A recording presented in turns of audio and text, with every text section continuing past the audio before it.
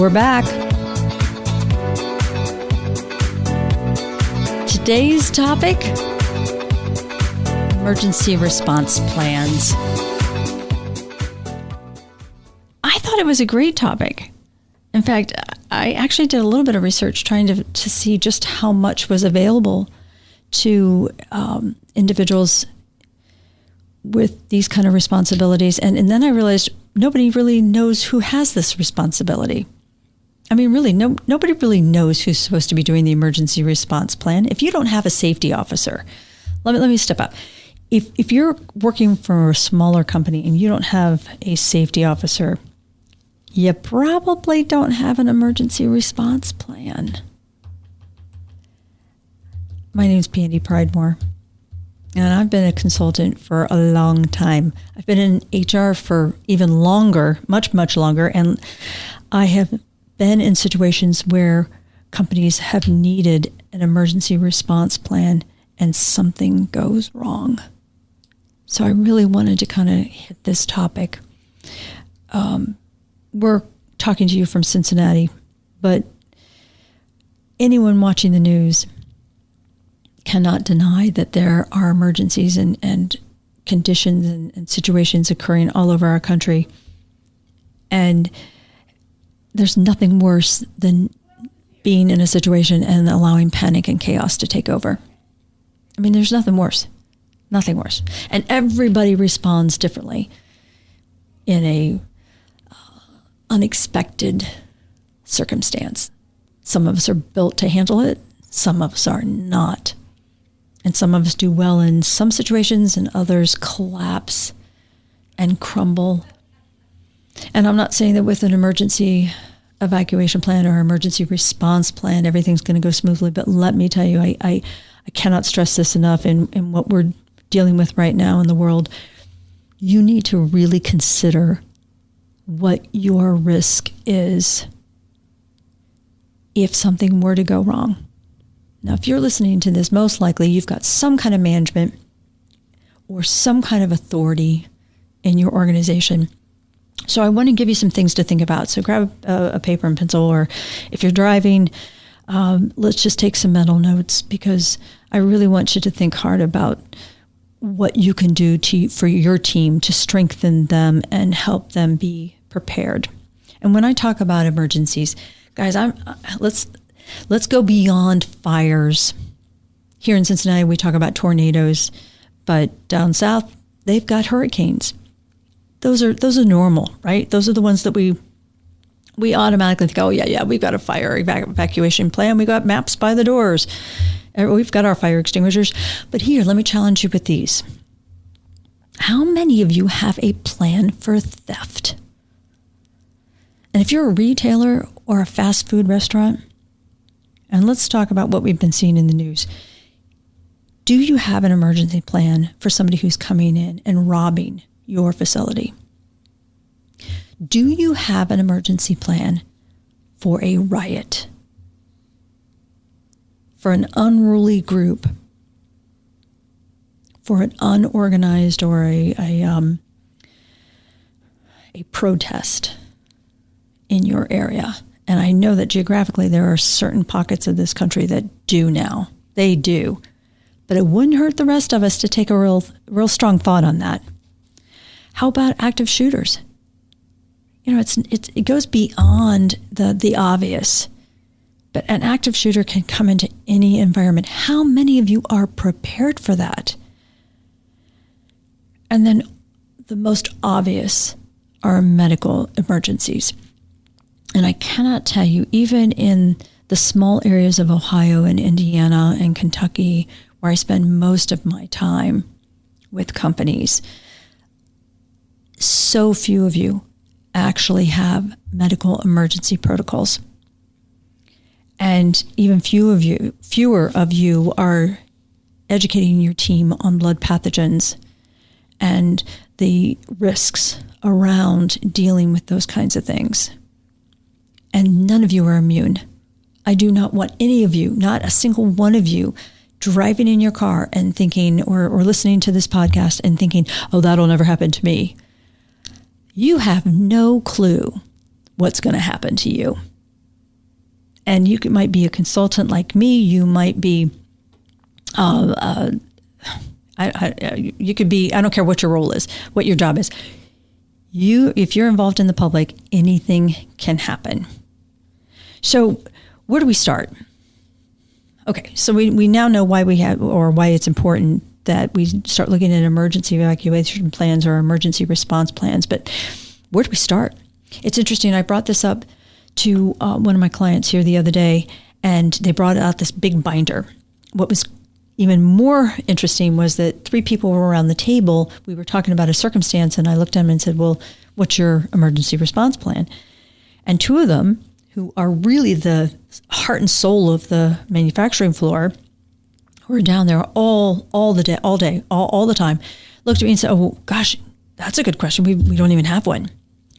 And the 3rd person, who's been there since the doors opened, looked at him and went, oh, sure we do. Yeah, I did that years ago. And they, honest to God, looked at her and said, well, when were you going to show us? Because we've been here how many years and we didn't know you had one. So we went and got the binder, and it was so beautiful. It was so well written, and it was so daggone long and so cumbersome. And I just looked at them and said, and which one of you are going to turn these pages and read all this? And second of all, when was the last time you actually exercised it or practiced or ran through this? My point here is emergency response plans do not have to be complicated, and they do not have to be difficult, but you do need to spend some time on them. And I've got some shortcuts for you. www.ready.gov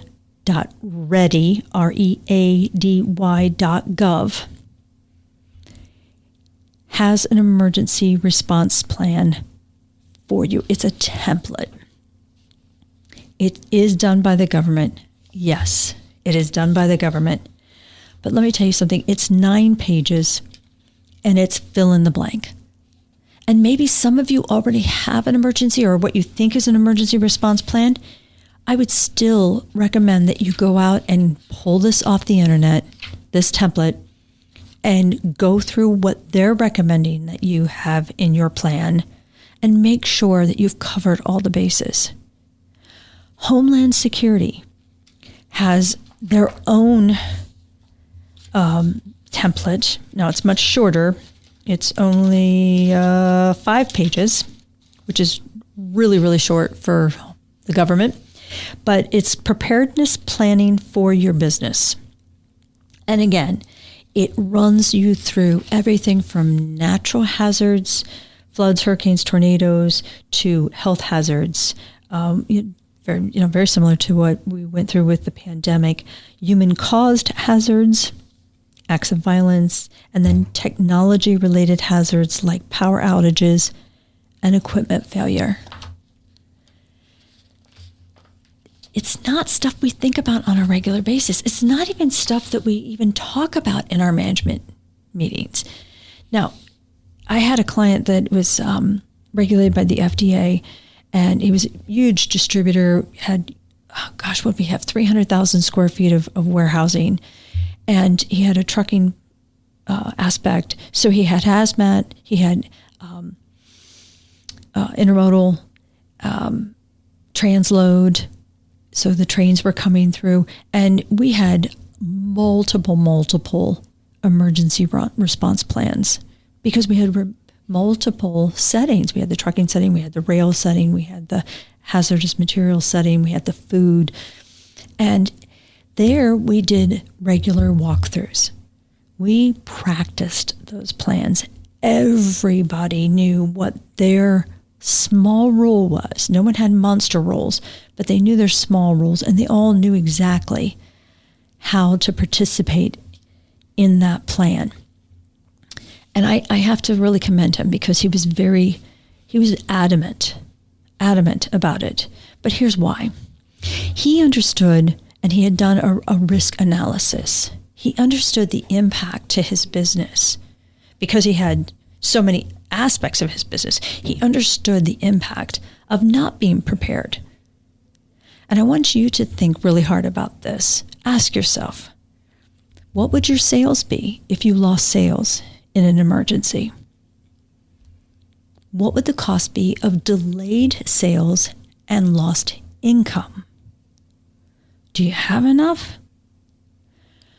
Do you have the communication well enough, or do you have a backup of your system to know what customers to call if you couldn't get deliveries out or if you couldn't fulfill orders? What about the increased expenses incurred? How much would it have cost him if the silos had go down and they've got hazardous materials or just dry goods waiting to be, taken off by the trucks that had come in off the rails, and he had to replace those silos and do all that cleanup? He knew exactly, trust me, this client knew it by the dime. He knew, but he had really looked at what would his expenses be. He understood the regulatory fines if that hazardous material got scattered everywhere, or if oil or gas from his tanks leaked out because of an earthquake. He also understood his customers. He already knew what it was going to cost his customers. And I've got an IT company that does data management, and they're always talking about the risk analysis of what happens if one of these circuits goes down and our client, all their data goes away, or all their data gets delayed and frozen and they can't access it.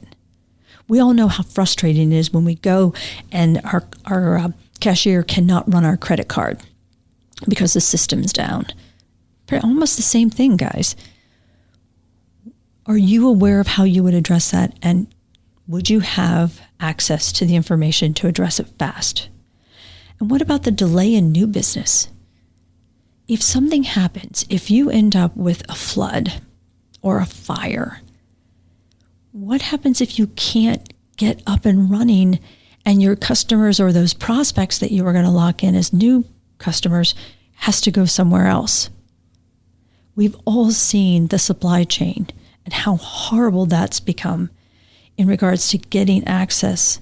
Think about what they're going through in regards to troubleshooting and trying to deal with the emergency that they have because they can't get their goods to you, and you have to decide, is there somebody else who can give me the product so I can take care of my customers?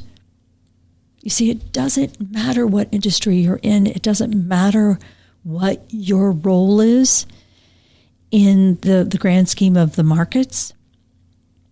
An emergency could be a horrible, horrible expense to you in so many different ways.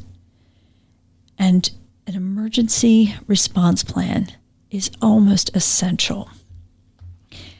There is a business impact analysis worksheet available. And I would highly, again, go back to ready.gov and pull that up and just start a conversation with your senior management team. Find out how much or what aspects of that they're even thinking about or have even thought about.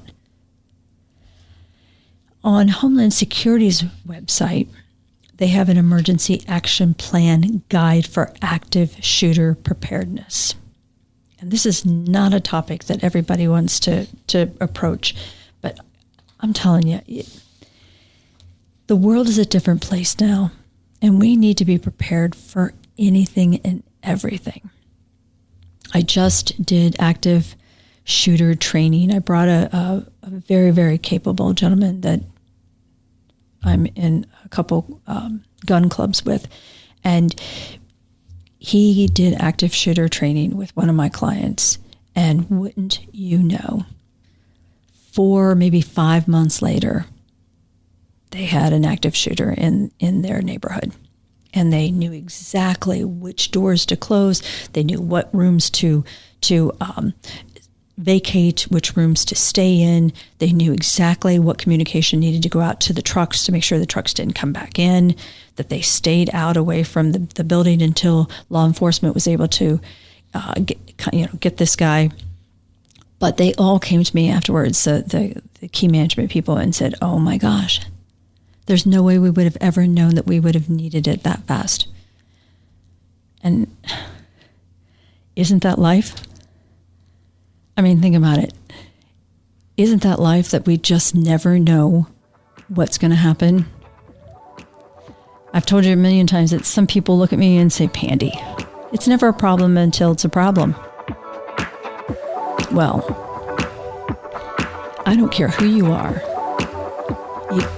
If you have not been in an emergency type situation in your career, you will be before your career is over. And at that time, you're going to wish and be grateful for an emergency response plan. My name is Pandy Pridemore. Watch us or come back and listen to us again. By the way, this is done on video for some TV stations here in the Cincinnati market, so I apologize for that slip. But listen to us again, because our next show, I'm going to have an expert on this topic, and they're going to give you all the even finer details to think about in regards to an emergency response plan, because you've been listening to the Human Resource. Take care.